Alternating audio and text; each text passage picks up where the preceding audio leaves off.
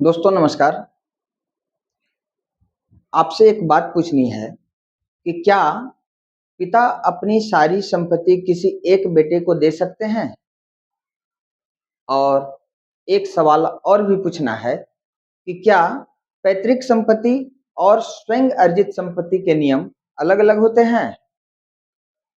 आइए दोस्तों, मैं अधिवक्ता राजेश सोनी आज इन्हीं दो बातों पर मैं मुख्य रूप से चर्चा करूंगा। इसका अर्थ यह हुआ कि पैतृक संपत्ति और स्वयं अर्जित संपत्ति इन दोनों के बारे में मैं चर्चा करूंगा। सबसे पहले देखते हैं कि पैतृक संपत्ति क्या होती है।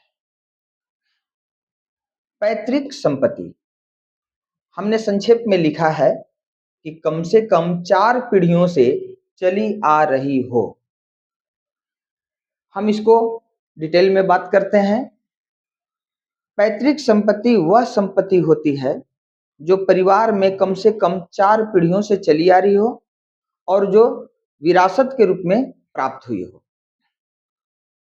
सरल शब्दों में दादा, परदादा या उनके पूर्वजों से प्राप्त संपत्ति को सामान्यतः पैतृक संपत्ति कहा जाता है। स्पष्ट हो गया कि पैतृक संपत्ति क्या होती है। पैतृक संपत्ति, पूर्वजों की संपत्ति, बाप दादा की संपत्ति, जो भी कहना चाहें कह सकते हैं। एक शुद्ध शब्दों में, शुद्ध वाक्य में यह होगा कि पैतृक संपत्ति जो कि कम से कम 4 पीढ़ियों से चली आ रही है। अब एक प्रकार की और संपत्ति है स्वयं अर्जित संपत्ति। हमने स्वयं अर्जित संपत्ति के बारे में लिखा है कि जो संपत्ति स्वयं अपनी मेहनत से प्राप्त किया गया हो। स्वयं अर्जित संपत्ति वह होती है जिसे किसी व्यक्ति ने अपनी मेहनत, नौकरी, व्यवसाय या अन्य वैध साधनों से स्वयं प्राप्त किया हो। उदाहरण के लिए, नौकरी की कमाई से यदि किसी व्यक्ति ने जमीन खरीदी तो वह स्वयं अर्जित संपत्ति कहलाएगी। व्यवसाय से अगर किसी ने कोई मकान खरीदा तो वह भी स्वयं अर्जित संपत्ति कहलाएगी।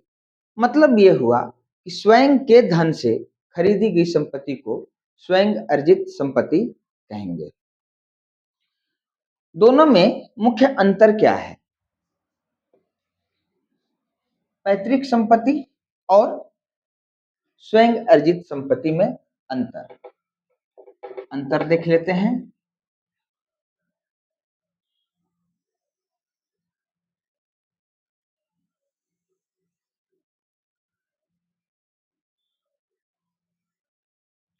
पैतृक संपत्ति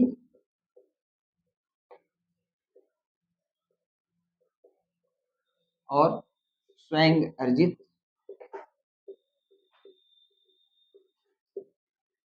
संपत्ति।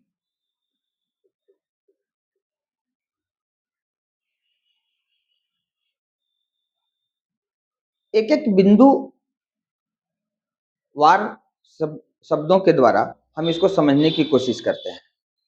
सबसे पहले देखते हैं कि संपत्ति प्राप्त करने के आधार पर क्या अंतर है। एक हम कॉलम बना लेते हैं और उसमें संपत्ति प्राप्त करने के अधिकार।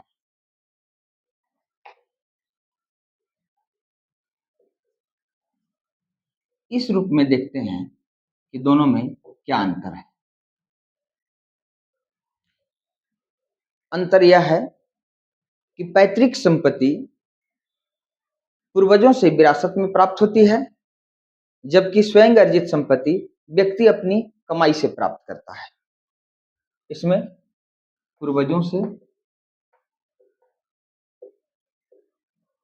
विरासत में प्राप्त होती है,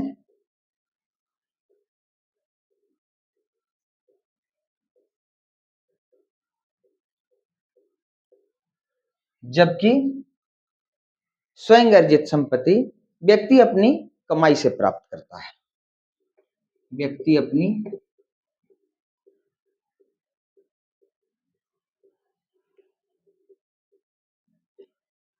कमाई से प्राप्त करता है। यह एक अंतर हुआ। आइए अब हम दूसरे अंतर को भी देखते हैं। दूसरा अंतर, अधिकार कब से मिलता है। अधिकार कब से मिलता है।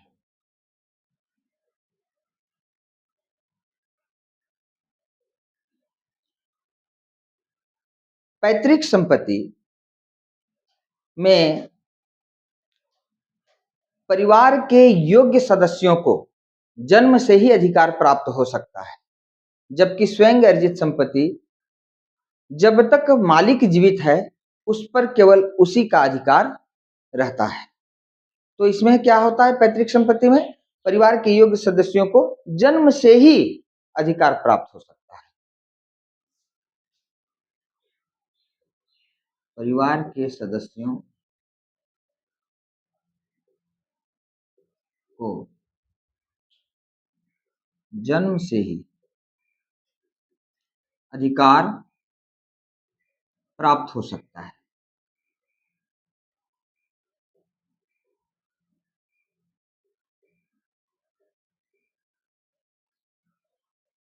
जबकि स्वयं अर्जित संपत्ति में जब तक मालिक जीवित है तो उस पर केवल मालिक का अधिकार होगा। हाँ, मृत्यु हो जाने के बाद फिर उसके जो भी वंशज होंगे उनका अधिकार होगा।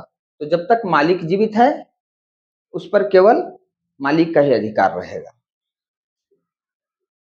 जब तक मालिक जीवित है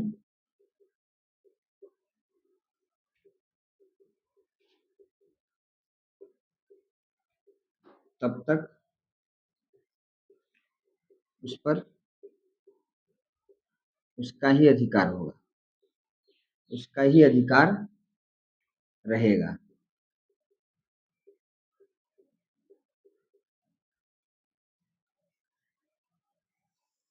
ये दूसरे टॉपिक के द्वारा अंतर हमने समझा। अधिकार कब से मिलता है। स्वाभाविक है कि जो व्यक्ति अपनी कमाई से, अपनी मेहनत से संपत्ति को खरीदेगा, अर्जित करेगा, जीते जी उसके वंश को क्यों होगा। जीते जी सिर्फ और सिर्फ उसी व्यक्ति का अधिकार रहता है। तो अधिकार कब से प्राप्त हुआ या कब से मिलता है, हमने ये देख लिया। अब देखते हैं कि संपत्ति का हस्तांतरण के माध्यम से क्या अंतर है। संपत्ति का हस्तांतरण,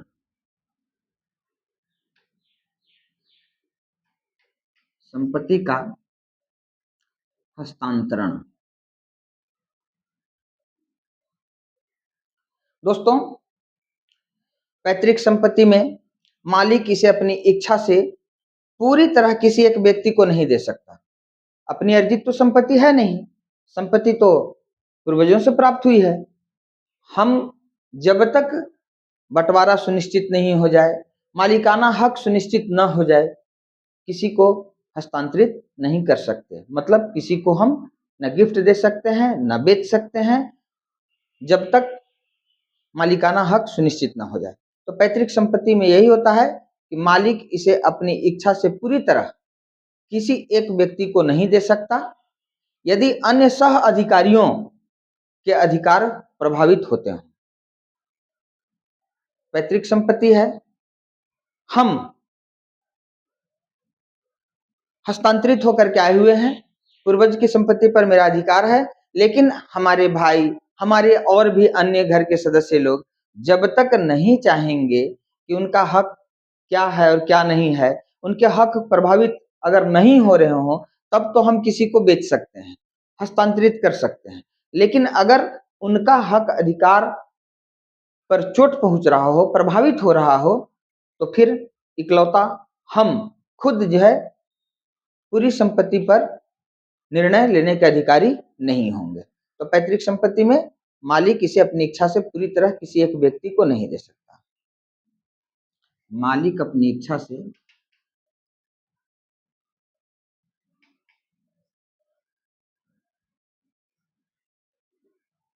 पूरी तरह एक व्यक्ति को नहीं दे सकता।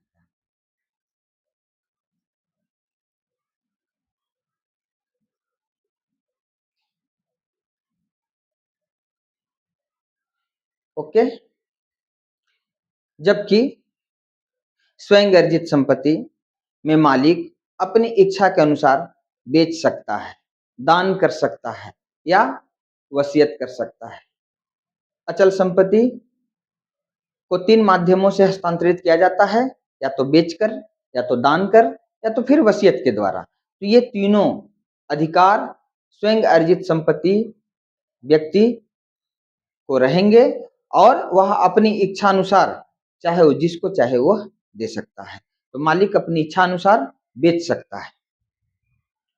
मालिक अपनी इच्छा अनुसार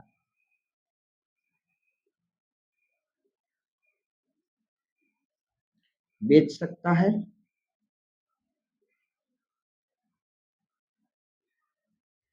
या तो दान कर सकता है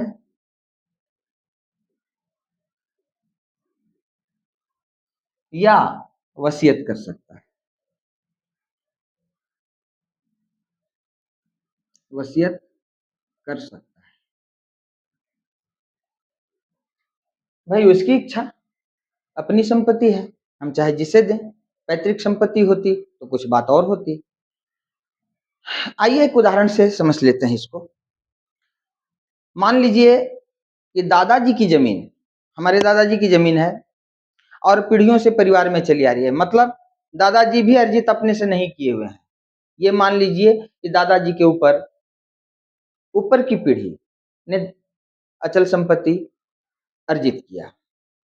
अब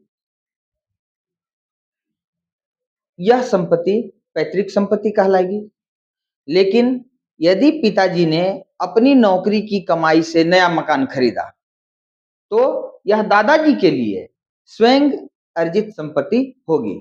दादाजी चाहें तो अपनी संपत्ति को उठा करके किसी को भी बेच दें। लेकिन अगर दादाजी के पीछे वाली पीढ़ी पहले की पीढ़ी से प्राप्त हुआ हो तो फिर मनमाना नहीं चलेगा।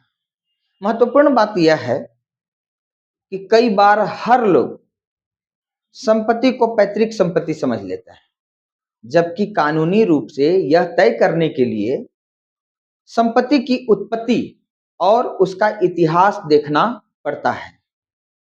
अधिवक्ता के रूप में कार्य करते हुए ऐसे कई ग्राहक आए जिनका ये कहना था कि मेरे दादाजी ने संपत्ति खरीदी थी और अब मैंने इसे उठाकर, चूंकि मेरा सेवा नहीं कर रहा है मेरा लड़का लोग, अब जो है एक लड़का सेवा कर रहा है, तो क्या मैं उस एक लड़के को लिख दूं, या वह निर्णय लेने के लिए सोचता है और अन्य लोगों को जानकारी तक भी नहीं देना चाहता। तो विवाद होना तो तय है, क्योंकि उन व्यक्ति का पैतृक संपत्ति में मनमाने ढंग से किसी को वितरित करने का अधिकार नहीं मिलेगा।